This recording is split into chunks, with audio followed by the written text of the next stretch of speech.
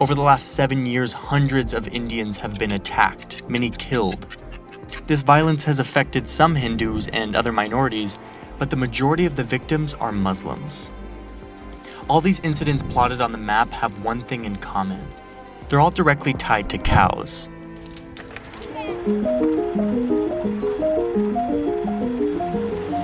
But these attacks weren't always this prevalent.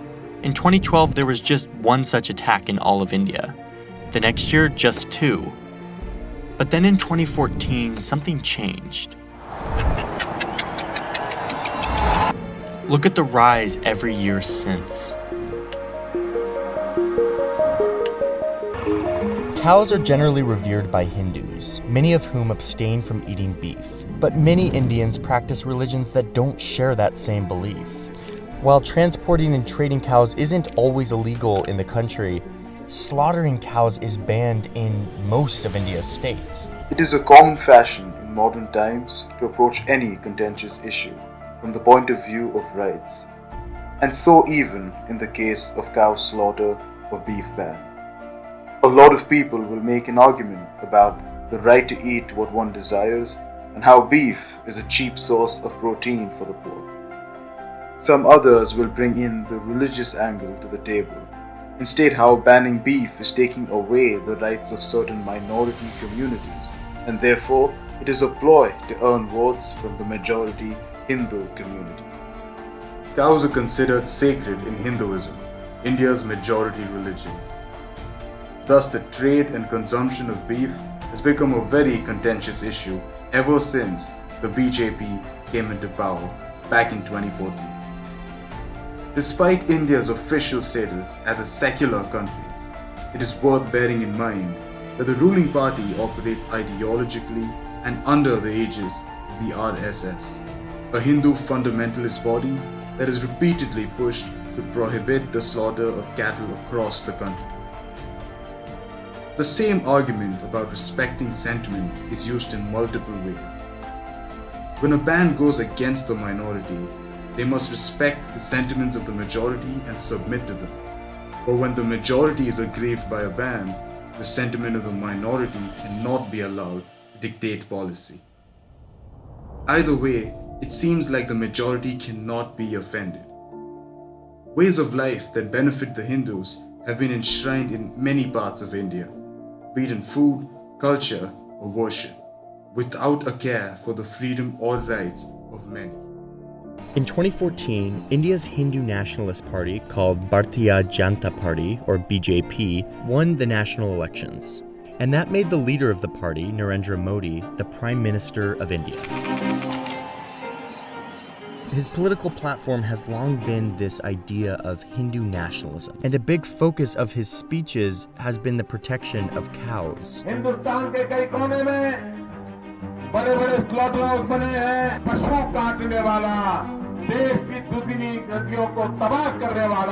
This is Uttar Pradesh, or UP.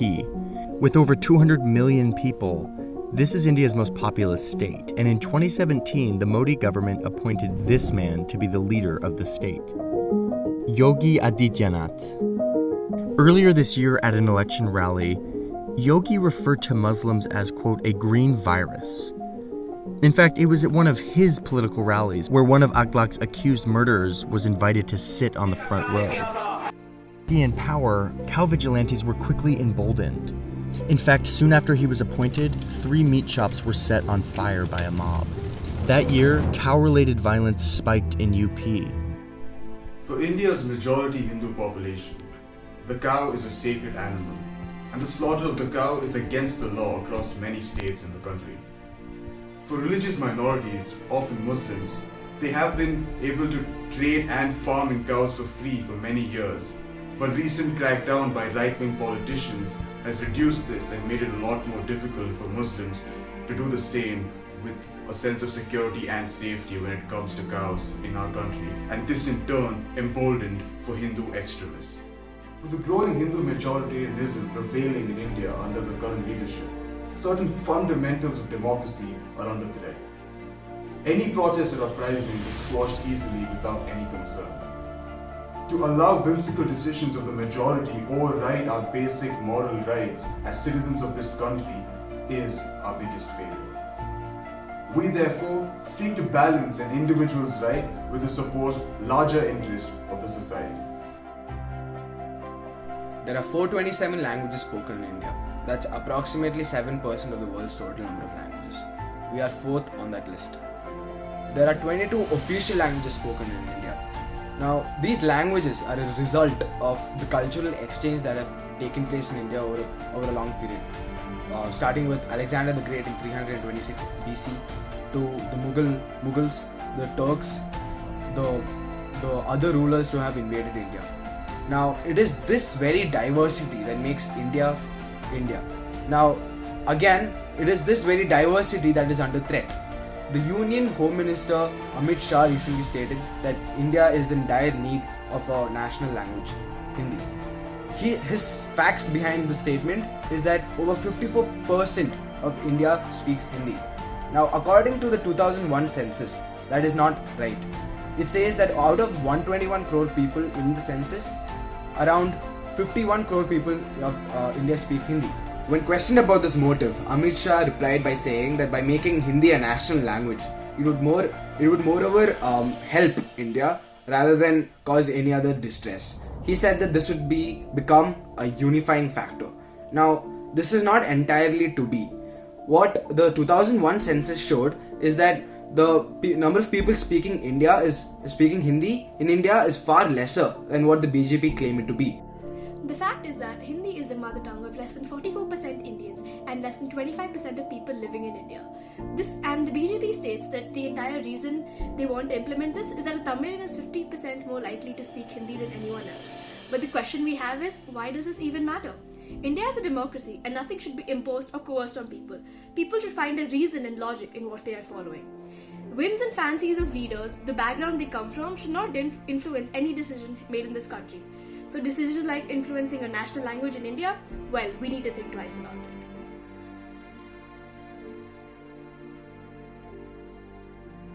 This video is regarding how majoritarianism from history has contributed to the current situation of Kashmir.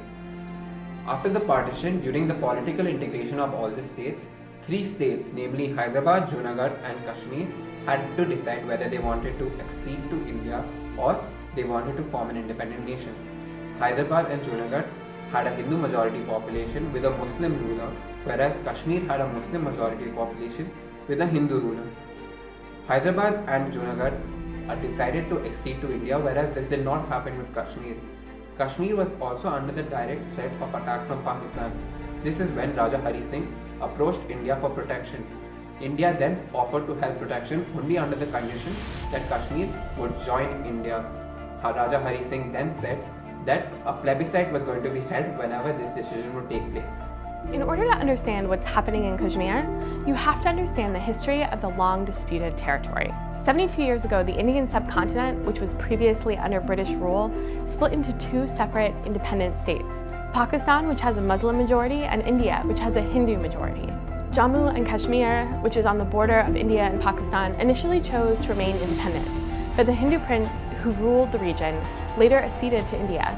That move led to Article 370 of the Indian Constitution, which granted a special status of autonomy to the state. And the Indian government's decision to overturn it undoes nearly 7 decades of history. It removed Kashmir's semi-autonomous status, which gave it the power to make its own laws and prevented non-residents from buying property in the region. The government also stripped Kashmir of its statehood, turning it into a, quote, union territory. This video has been shared widely across social media, appearing to show chaotic crowds of protesters and general unrest in Kashmir. It was filmed after India revoked a constitutional provision that granted autonomous powers to the state of Kashmir on August 5th. While Indian Prime Minister Narendra Modi has called the decision a new dawn for residents in the area, many people across those regions feel differently. The Indian government and Kashmir state police officials have said the region is calm and returning to normal. इस नई व्यवस्था के तहत हम सब मिलकर आतंकवाद, अलगाववाद से जम्मू कश्मीर को मुक्त कराएंगे.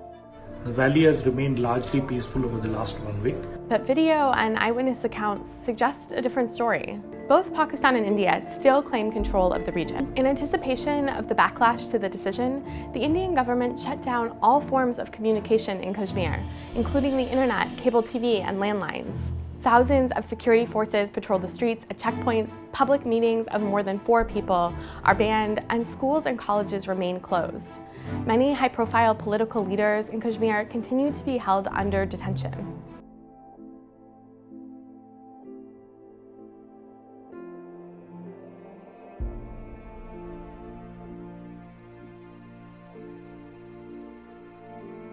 And continued into the following weekend. In response to allegations that the protests were fake or using old footage, protesters started writing the date on their signs to prove that these protests were in fact happening. Photos and videos from the ground are hard to come by given the harsh crackdown on communication channels. While India eased restrictions on landlines in Kashmir after 2 weeks, authorities have refused to say when internet access and mobile services will be restored. It's called Amarnath Yatra. It's a religious pilgrimage, or yatra, which takes place every summer in the south of India-administered Kashmir. Hundreds of thousands of Hindu pilgrims, or yatris, travel from all over India to trek up to 48 kilometers to get to this cave. Hindu scholars say the cave has been mentioned in ancient scriptures and was rediscovered in 1850 by a Kashmiri Muslim shepherd named Bhuta Malik. Hindus believe the phallus-shaped ice inside the cave is the embodiment of Lord Shiva. But is India using Yatra to tighten its grip around Kashmir? India-administered Muslim-majority Kashmir is the most militarized zone in the world. Kashmir has been disputed for more than 70 years. It's led to 3 wars and tens of thousands dead. India and Pakistan have both laid claim to it, but some Kashmiris want independence from both countries. The pilgrimage has grown over the years, as Hindu right-wing groups have encouraged pilgrims to make the journey from across India. The number of pilgrims has grown from 1,000 or 2,000 a year in the 80s to more than 300,000 pilgrims today. The surge in popularity of the pilgrimage coincides with the rise of Hindu nationalism in India in the 90s. A report published by the Jammu Kashmir Coalition of Civil Society claims that right-wing organizations such as Bajrang Dal and Vishwa Hindu Prasad began encouraging Hindus from other parts of India to perform the pilgrimage. And the government and NGOs now provide free food, accommodation and transport. It's become a state-sponsored pilgrimage. Kashmir dispute initially started as an ethnic issue, but over time it has been politicized into becoming a political-religious affair. Kashmir is not a single-faceted problem, but a political, economical, territorial, cultural and military problem. And the primary reason why the government has failed Kashmir is because Kashmir has never been a priority for a government that pushes for Hindu majoritarianism, except until now. Kashmir, being a Muslim majority state, can only be saved through measures to establish a sense of secularism and multi-ethnicity. The incumbent government has only strengthened the feeling of separatism in Kashmiris. We need the government to take an active interest in the region and adopt assimilationist measures between Jammu, a 60% Hindu population, and Kashmir. We need to acknowledge the Simla Agreement signed after the war in 1971, and we need to remind Pakistan of both those promises. In fact, now is the time to enter into diplomatic dialogue with Pakistan and make the LOC into an international boundary between the two countries. This measure will strengthen national security and also reduce the military deployment in the region and the need for implementing AFSPA. If people feel that their elected representatives are working for them, not only will insurgency reduce, but voter turnout will rise. The separatist demands cannot be heeded because of the UN resolution, but what can be done is that Kashmir can be given the right to self-determination, as promised under the UN resolution. The government has to see eye to eye with the Kashmiris, and they have to systematically determine what is best for them. Kashmir has been speaking for long. It's time we listen to them.